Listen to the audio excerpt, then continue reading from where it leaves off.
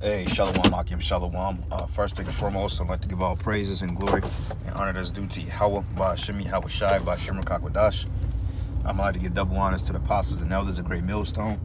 Blessings and salutations to the hopeful elect.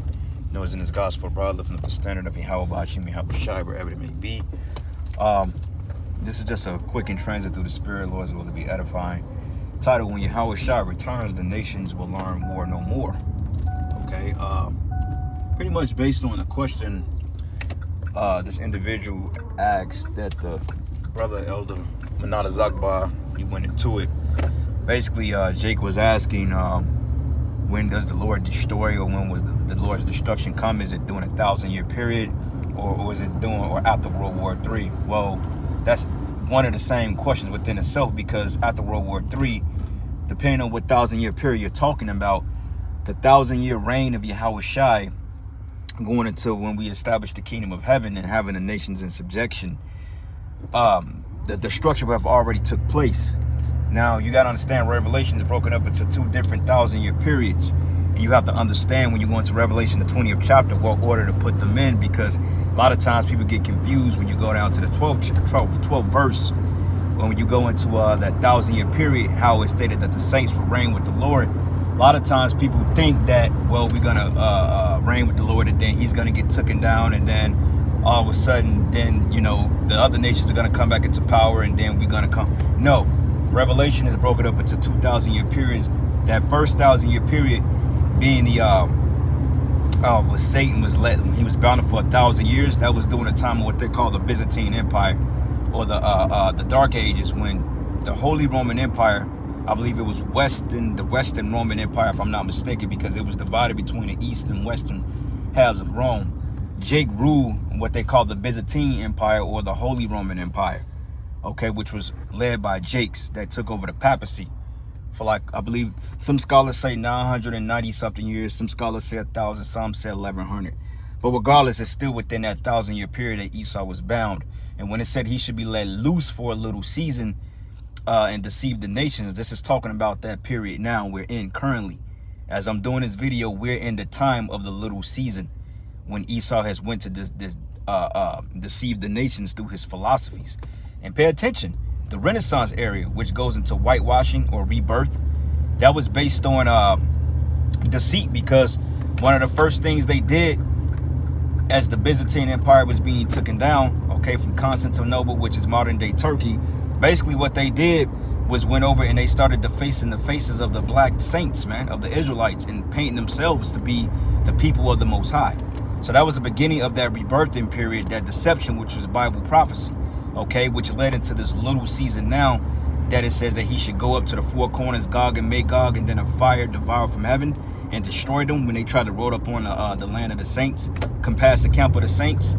Okay, that's talking about when the Lord comes back and destroy Esau, man, in World War III.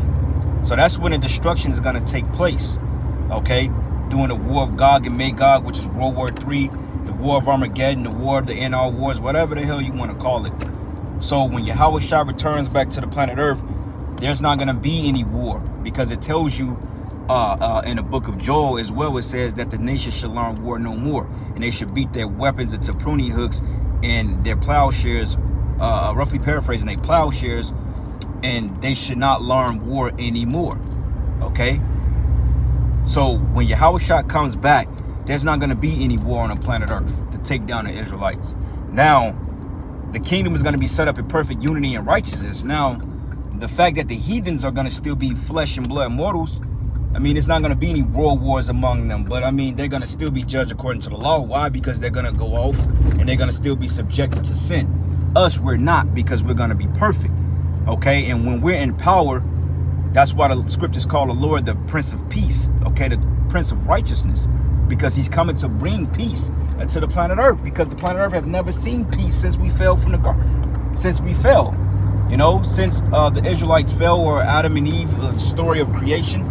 We have not seen a moment of peace for longevity since the time that the deception has been in the world, man, since the devil has been around. Okay, so you got to understand the concept of when it tells you that in Ezekiel the 37th chapter, when it stated that they should march on the land of the saints, you got to put things in its right order, man, because the scriptures jump around. That's why it says precept upon precept, line upon line, here a little, there a little. So just because in Revelation 20:4 may be talking about a future time and 20:12 may be talking about a current time, and I'm using those for reference, that doesn't mean that 12 take place before, or verse 4 take place before 12. Okay, it jumps around. Even when you go into the third woe, the second and third woes in Revelation, the 9th chapter, it jumps around a little bit. But if you're not really, how can I say it? If you're not really hip to the breakdown and you don't understand the historical facts behind those verses, then you can get tripped up. Because we had an ordeal a few years ago with a bunch of reprobates. They challenged us and stated, well, prove that the third woes are talking about World War I, 2, and 3. And they was really getting on our tail because they felt like Revelation, the 9th chapter, wasn't talking about World War I. Okay, and we went into the whole breakdown of Kaiser Wilhelm. They didn't believe that. They were like, nah, that don't make sense, because you go down the verse and then it jumps to the, just a bunch of confusion, man. And that's what guys do. They bring confusion. And also the scriptures say, answer not a man according to his folly, lest thou be likened to him. So a lot of times you get on a comment board and you ask these stupid questions, man, because you're just trying to be contentious. All right, let your yay be yay, your nay be nay, man. If a brother answer the question and you got videos to solidify, either you convinced or you not. And if you ain't convinced, that ain't our goddamn problem. Okay, that's not our problem. Hey, we don't have a problem with the breakdown. You guys do. But when Yahawashi comes to reign on the earth, there will be peace forever. Okay, because in a Christian concept, when they like to break down the Bible and you go into like the different versions of the Bible, they got what they call subheaders up there. And they say, well, the 1,000-year reigns of Christ and the saints. And when they say the 1,000-year reign of Christ, they thinking that he only reigns 1,000 years and then all of a sudden he's going to be brought down. No, man. They just didn't understand that the other nations being subjected to us for 1,000 years. Because when you're reigning over somebody, that means that you have them in slavery. So the heathens, their captivity periods are going to be 1,000 years, man, of hardcore, unbearable bondage. Okay, but they're going to be, but they're going to be let loose out of their captivity, and they're going to serve the Lord. And that's why it tells you, it says they should go up to the Mount of Jacob to keep the Feast of Tabernacles, roughly paraphrasing it. And anybody that don't go up to keep the feast, the Lord should smite his land with a plague. Okay, he shouldn't have no rain, roughly paraphrasing it. And that's for you nations out there that's going to still have that rebellion in you. But as far as Esau, he's going to be totally wiped out after the 1,000-year period, because there's no need for him. And we'll prove that when you go into the book of Isaiah, the 10th chapter, it tells you that, O Assyrian, the rod of my anger, the staff in their hand is of my indignation. And also in the book of Psalm 17, it tells you that the sword of the Lord is the so-called white man, the Edomites. So if we're reigning for 1,000 years, well, if the Lord is coming to reign and bring peace upon the planet Earth once and for all, and the Israelites are in their perfection, what will be any need for a sword of war? What would be any need for Esau? There's no need for him. His whole purpose was set up to be the devil in opposition against us. He's basically the punishment of Israelites, man. And the Lord set him up for that. So once we're back in our perfection, there's no need for Esau to even be around. The Lord could put that sword back up. Be like, I don't need this anymore. My people, they're perfect. And he don't need Esau to police the other nations, because we're going to police the other nations if they don't get right. Okay? Esau wasn't meant to be a predominant root over the planet Earth. Esau was just a temporary means. He was just what's the saying they go? He was just a liable means to an end. That's it. He was just used to afflict us, and that's the only reason why he was created.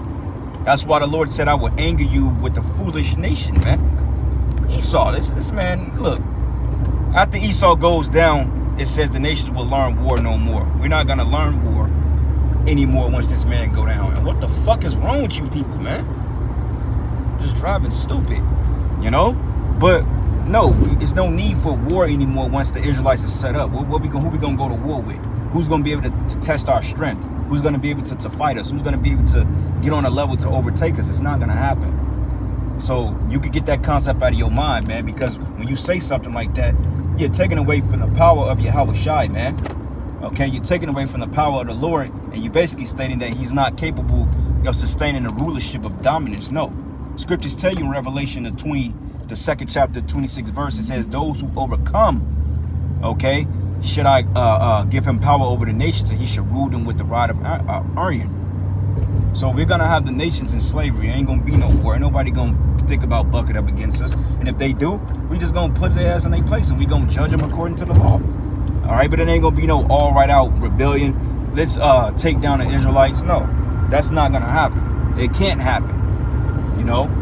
Now you may say, oh, that may get a little boring. I'm gonna want some ass to kick. Well, you're gonna have plenty of ass to kick. You're gonna have Esau's ass to kick for 1,000 years, and you're gonna have the other nations' ass to kick for 1,000 years. And guess what? It ain't gonna be 1,000 years in our time. This is gonna be in heavenly time. The Lord gonna slow time down. So that 1,000 years can very well feel like 1,000,000 years of having them niggas in slavery. And I'm just saying that because the scriptures say a day with the Lord is as 1,000 years to us.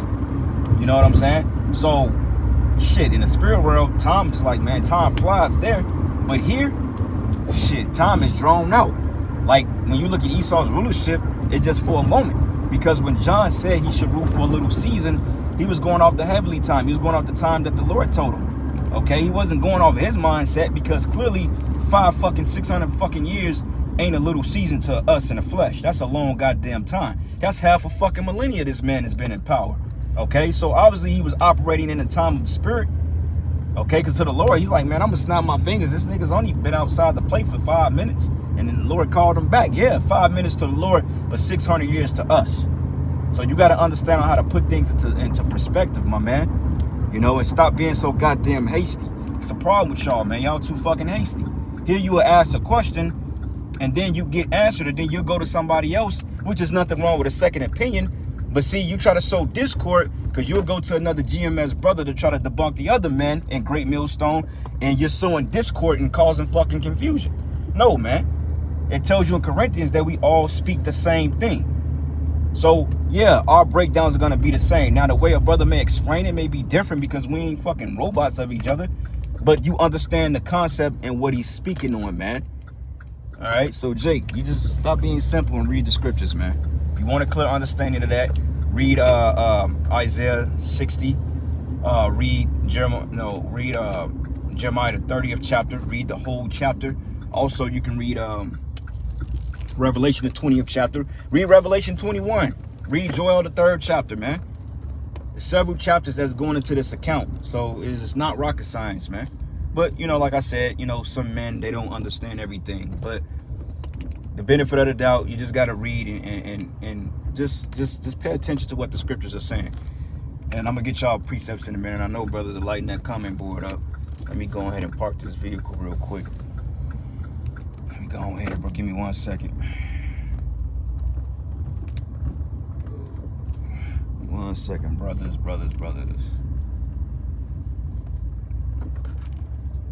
All right. I hope this damn thing let me in. Give me 1 second. It's locked. But yeah, man. So you know, it's just a matter of putting it in perspective.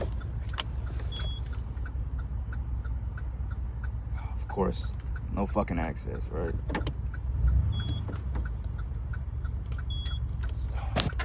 How the hell I have a badge and no fucking access? Alright, well. Back up. They ain't letting me in. But yeah, brother, Salakia, man. I'm trying to get in this parking lot real quick, but I'm finna get y'all precepts, so Salakia, bear with me.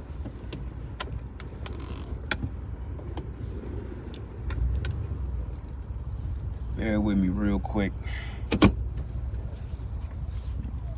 But let's see what we got here real quick. I don't want to be too drawn out.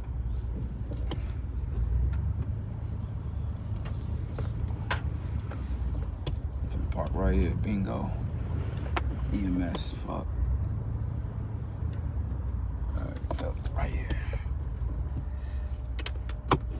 Yep, but when Yahawashi returns, it's gonna be peace, brother. There ain't gonna be no wars, anything like that.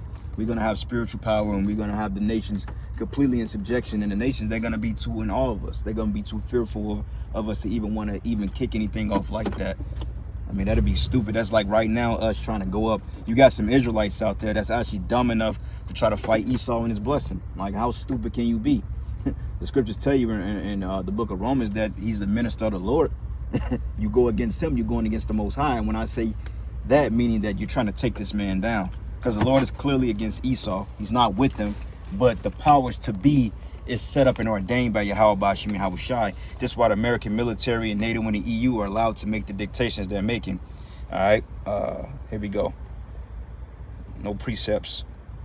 Yep, but anyway, y'all brothers get the point, man. So anyway, with that, I gotta go up in here giving all praises and glory and honor that's due to Yahawashi and Yahawashi by Shimmer Kakwadash.